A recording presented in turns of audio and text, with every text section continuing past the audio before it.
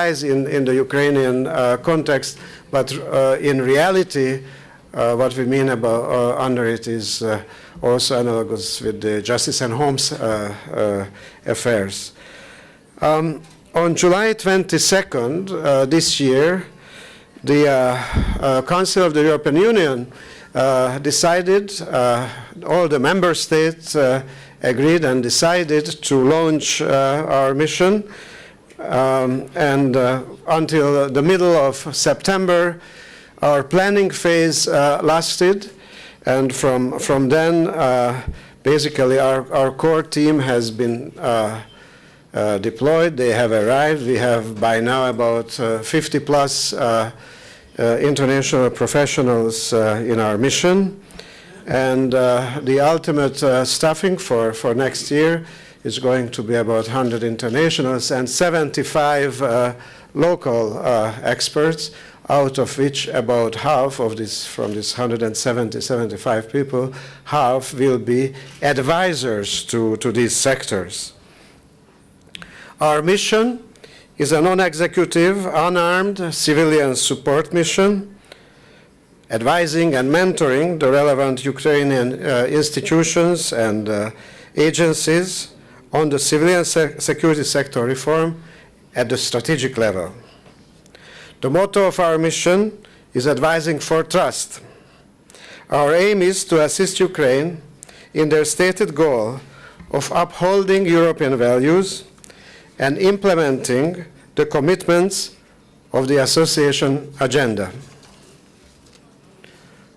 All our mission action is taken under full Ukrainian ownership and in close coordination with the EU member states, and we coordinate also with other international players in Ukraine, so as we can ensure coherence of our action and of the international community at large in support of the Ukrainian authorities. As I said, our attention covers all the rule of law, including public prosecution and the courts, and all the law enforcement bodies, excluding the defense sector. Close coordination with this particular process will be important to ensure unity of effort and coherence. Promotion and protection of human rights, gender, minority rights, is fully integrated in all aspects of strategic and operational planning. Our mandate is nationwide. We are going to be headquartered in Kiev, but a very capable outreach team is going to travel throughout the country to assess, to help, to design the local aspects of reform. Our budget is 13 million euro for the first year, and our mission is foreseen initially for 2 years. Now, it's clear that such a complex task that we are talking about takes more than 2 years. Our approach, European Union's member states' approach to this is that after 1 year, and I really want to emphasize this, after 1 year of our operation, there is going to be a strategic assessment where they will assess both our performance and also how the Ukrainian authorities absorb our advice. And on that basis, the future of the mission is going to be decided. So it's again a common interest of the Ukrainian authorities and us to work as closely together as possible and make as much advance in this complex area as possible. Clearly, the EU has a comprehensive approach to Ukraine. The mission's contribution complements and is fully coordinated with the European Union's other external action tools, in particular our political engagement, the financial assistance, to existing support to civilian security sector reforms. We are not the first. Our capacity is very large, unprecedentedly large in fact, but it is preceded by other EU programs with whom we also will very strongly coordinate. And other EU instruments and agencies, the activities of our very highly respected European Union delegation in Kiev, the Ukraine Support Group from Brussels, and other key international actors, and we will seek to avoid duplication. As I said, the mission has now reached its initial operational capability, and it will accelerate its advice in the following weeks. How will we practically support Ukraine's reform efforts? First of all, dear friends, prior to proper advice, we will also listen. We will listen to our Ukrainian friends. Ukraine, the government, the president, are in a very difficult situation, challenged from outside, in the east, its territorial integrity being seriously challenged, and many, many other problems, financial challenges, etc. We do understand that it's not easy. Therefore, we want to listen to the priorities of the government, and also to their approach how to implement the reforms, because countries do differ. And also, although our experts are very serious, senior, seasoned experts, we do understand to a very large extent the Ukrainian context, but nothing replaces very close cooperation on the strategic level, but also on the technical level. That's why the Ukrainian government, in our founding document, has asked for co-location of our experts with the Ukrainian ministries and agencies. Our staff is able to provide a diversity of knowledge and skills coming from countries with a long-standing tradition of civilian security sector in democratic circumstances, as well as from countries which not very long time ago implemented these reforms in similarly difficult circumstances. We would like to work towards designing an overarching civilian security sector reform strategy that brings about change, and want to advise on how to best communicate this change both internally and to the wider public. And our communications czar is standing here, who is going to assist our Ukrainian friends in this respect. We also think that the media will have an opportunity to contribute through unbiased, objective journalism, and also through investigative journalism. The fight against corruption and the implementation of the reform as such will be a very challenging task. There will be many obstacles. On the other hand, we are optimistic because we believe that many people are very keenly aware, including in the leadership of Ukraine, that this is the time to act, and now you have a fully legitimate parliament to select, hopefully in the next days, a very strong, capable, professionally strong and determined government. You have a fully legitimate president. I also want to pay tribute to Ukraine that in this very challenging situation, you have been able to conduct free and fair elections, both of the president as well as of the parliament. This is a very, very commendable achievement.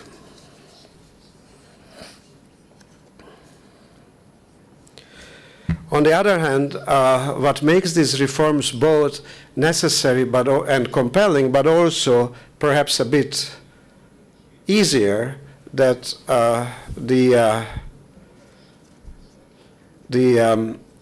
events of Maidan a year ago, and then through all these months that we foreigners have watched with a lot of tension and sometimes with a lot of despair, when we saw Ukrainian blood flowing on the streets and in the trade union building. At the same time, we want to hope that this civil society consciousness, awareness that emerged during this period is going to contribute very positively to the reforms. Your society wants change. It wants professional police respecting human rights. It wants a prosecution that is going after the real crimes and not after somebody's enemies. It wants courts that make judgments based on the justice of the case rather than who is paying more. I think the Ukrainian society is ready for those changes that we are advocating for. Your new coalition, judged on the coalition agreement, is ready to undertake this challenge. It placed reform and the European vision at the center of its vision. Now is the time to act, and in that spirit we are starting our operation. We think that coincidence of forming the new government and forming our mission is not accidental. It's going to be a good basis for reforms in the independent Ukraine, whose referendum we are also celebrating today. So thank you very much. And I am happy to answer your questions. Thank you so much, Mr. Kálmán, and welcome to Ukraine. We have a few questions.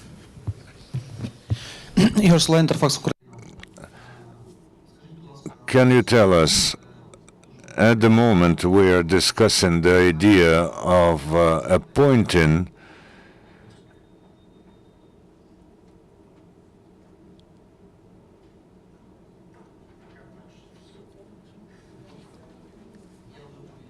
I have understood almost everything. I'll talk slowly. So we are now discussing the question about appointing foreigners to some key positions in the government. What's your attitude towards this? My attitude to this is that it is in the authority of the sovereign organs of Ukraine to select and decide members of government as well as leading reform agencies, of course within the framework of Ukrainian law. I don't want to second guess on these issues. This is the business of your responsible organs. We have one more question from here. Yuri Sahidin, the territorial community of Kiev. Are you familiar, as well as other foreign consultants, advisors, are you and other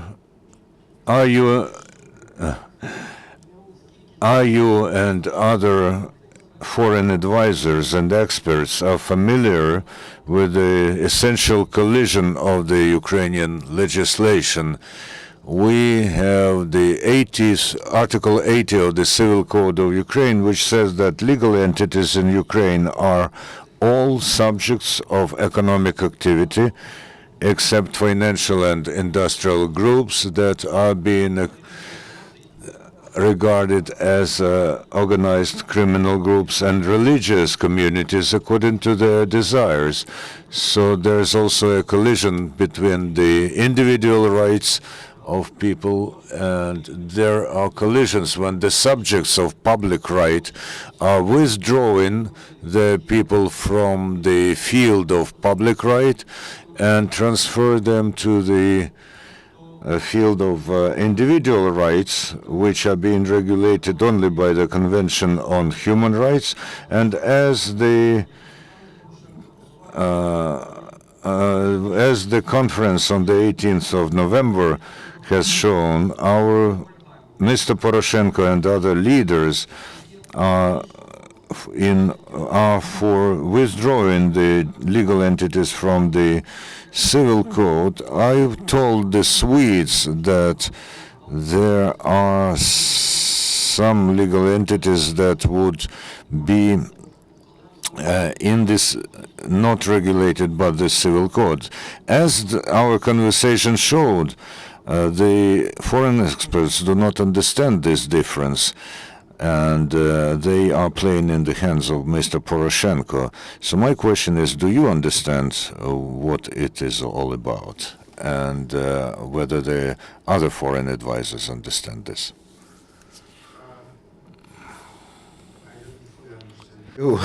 Therefore, I think what we need to do is that after this conference, you explain me once again in more detail what you mean, and we will discuss it with our colleagues in the mission. Mm-hmm.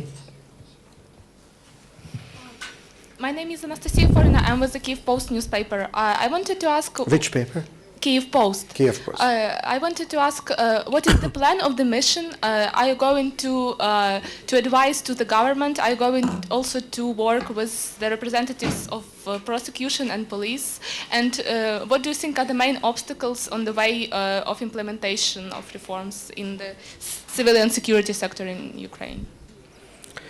Thank you very much for the question. With all those whom you have suggested, we are going to work, as well as with civil society. As I signalized, we have a great respect to your civil society actors, and we want to listen to them as well. The major obstacles to reform in Ukraine. Ukraine is late with the fundamental reforms that would transfer the country from its Soviet inheritage towards a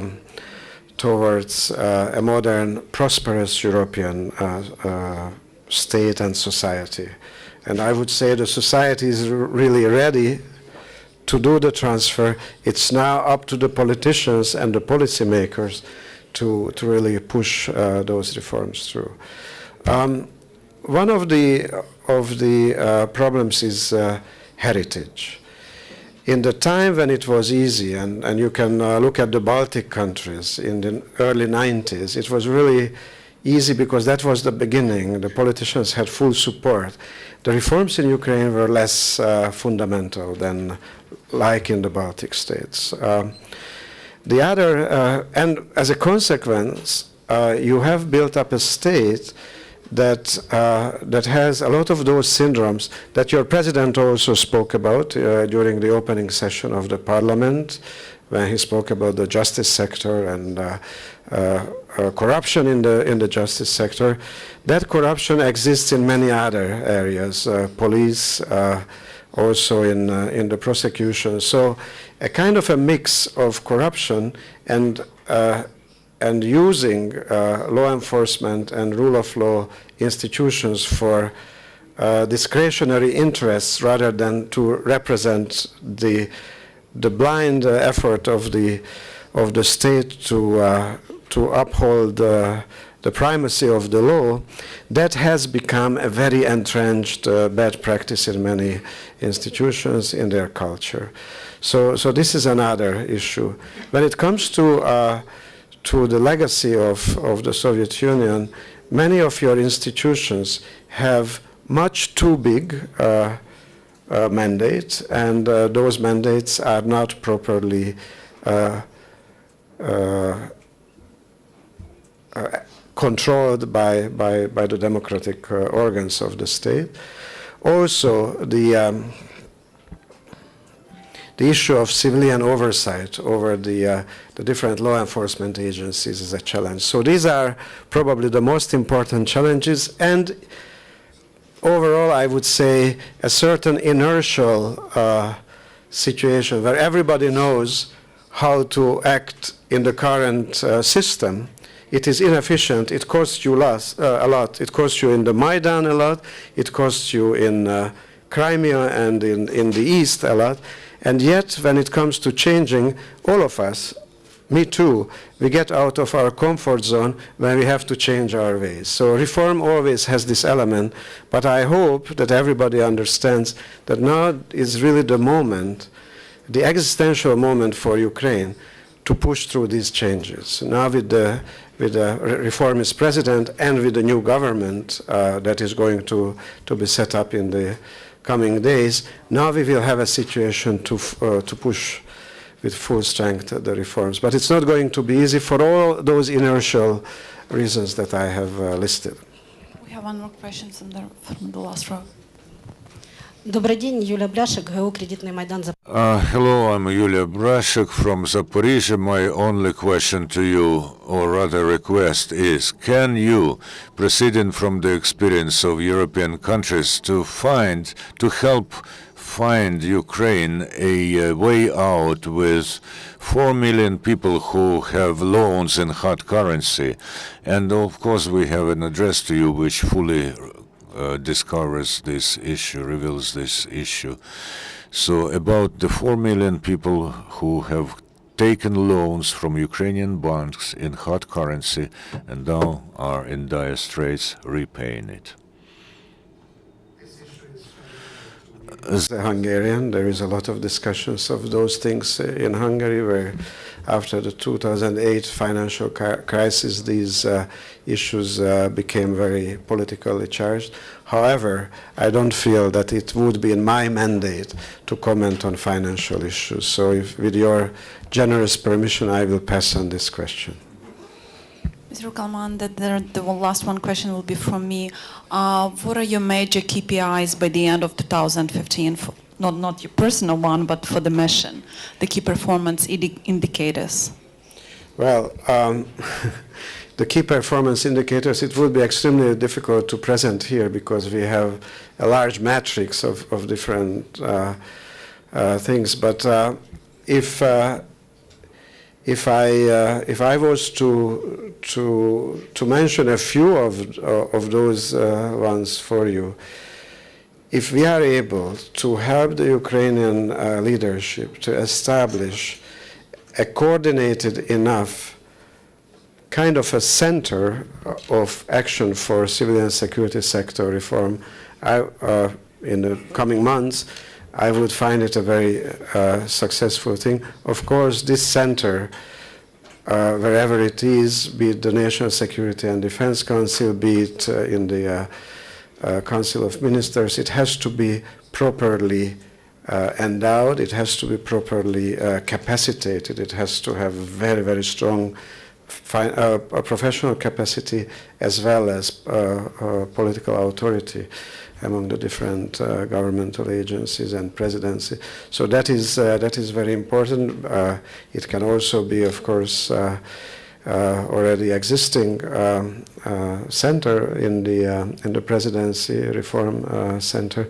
The important thing is to really have a strong, legitimate mandate as well as follow-up action. So this is one.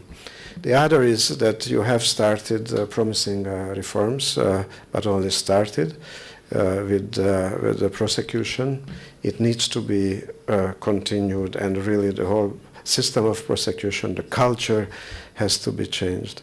And I also hope that in the Ministry of Interior, for which we have the largest number of experts, serious work can start towards real change of the militia so that it becomes much more efficient and much cleaner in its action.